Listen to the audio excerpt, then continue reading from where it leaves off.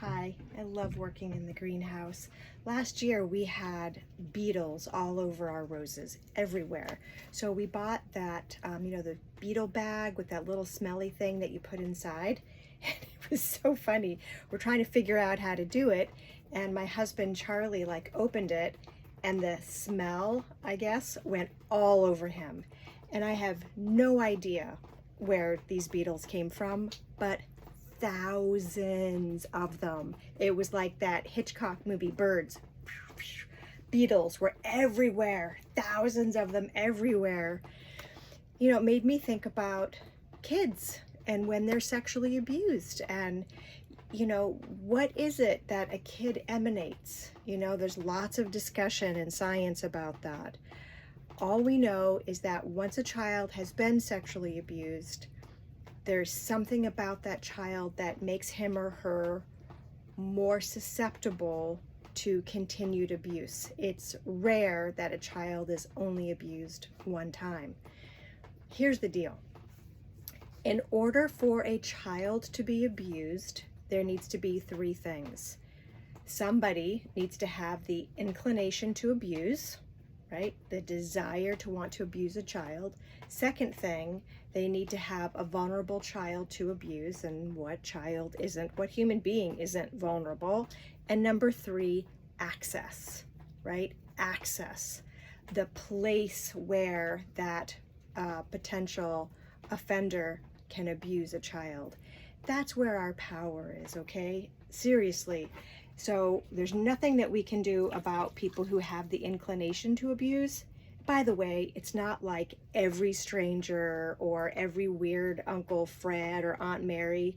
Truthfully, it's only about 5% of the general population. 95% of human beings are cool. It's just that 5% does a tremendous amount of damage. The average offenses of an offender is about 150 times during their active times of abuse. Sort of like in the sales world, we always had to have things in the hopper. There were sales we were just touching base, sales that we were further along the sales process with, and offenders do the same thing. And that process is called grooming. So it could be texting, online social media. It can be somebody pretending to be a boyfriend or pretending to be a girlfriend. It can be that adult that says, the love that we have is, like a romantic novel or whatever. Like these offenders are masters at the game of luring a child or teen in to their web in a way that it looks like that child or teen is going along with it. That's one of the ways. There's actually many different ways that they're pulled in. But we know that 1 in 5 children are sexually abused. My people would say it's higher than that.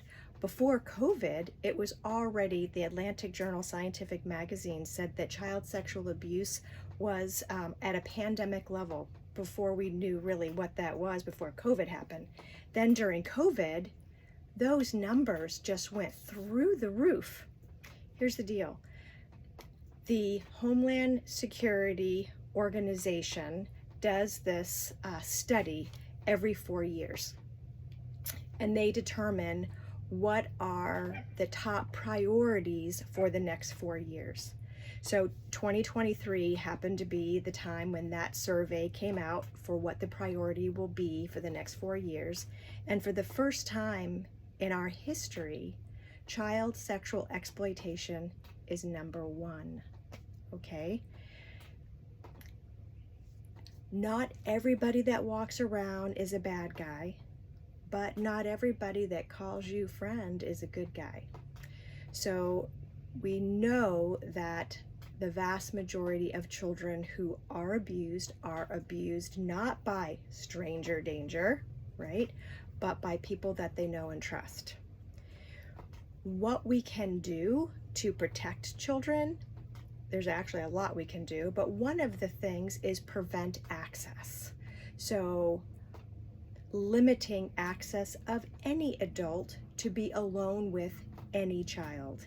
Just keep everybody safe. Doors open. If there's, for instance, the Boy Scout, when a Boy Scout leader texts, by their new laws, their new rules, they have to text with another adult. There's no being alone in a tent with a child.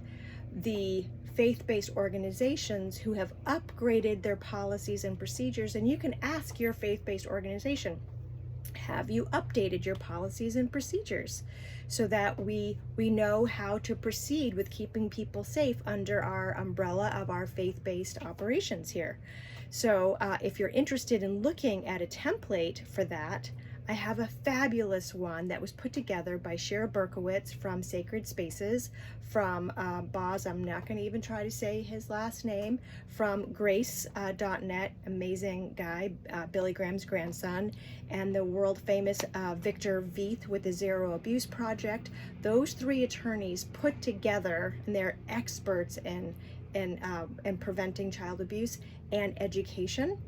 So they put together policies and procedures. So on stoptraffickingus.org, under faith-based policies, you can download that free of charge. You can bring it to your faith-based organization and say, what do we currently have and what do they suggest, and talk amongst yourselves and figure it out.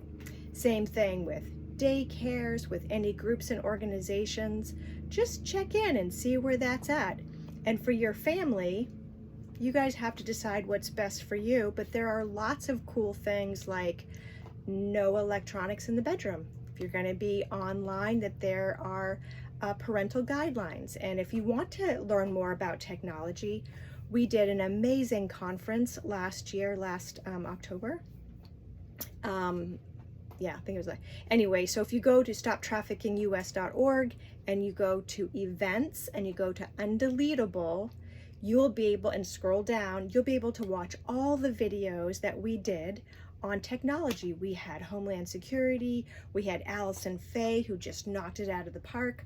Our first day, we had 350 students, and it was interesting because the teachers were telling us that even their sort of troublemaker students were like leaning in and listening to every word. It was really an amazing conference, and you have access to that free of charge. That might be a cool thing that you can do with the other parents. Just have pizza night and everybody sit down and watch that together as neighbors, parents, uncles, aunts, grandparents, and learn. It's also on the Maine School Safety Center website, and it is mandatory training for all teachers and staff of the Catholic Diocese across the state of Maine. There are tons of resources available on how to keep kids safe. So we know that sex trafficked victims were first sexually abused like 89% of the time. We know the average age into sex trafficking is 12 to 14. It's frequently runaways and kids that are couch surfing, and they just get manipulated into becoming somebody's slave, and they get ensnared and they just can't get out. So the way that we can prevent so many of the addictions, incarceration, violence, running away, all this ripple effect that happens, we can prevent the child from being abused in the first place. And the way that we do that is to prevent access. Education. We are proud to have provided so much education for our state since 2015. Everything that we do is free of charge to all the participants. It is our love offering to our state, to those superheroes, and well, they don't like to be called superheroes, but those people on the front line, the teachers, the social workers, Homeland Security, the prosecuting attorneys, law enforcement, leaders, youth leaders. There are just so many people who are all the advocates that are out here on the front lines trying to keep our children safe. They deserve to be educated and supported and given as many resources as possible. Parents, grandparents, surrogate parents, they deserve to be educated. All of that is a part of our narrow lane in using education for prevention. It is our pleasure to be of service, and empower you to help us create Maine the way that it should be, safe for all children and vulnerable adults. All right, this is not going to weed itself, and I have some geese who would just love to have some lettuce.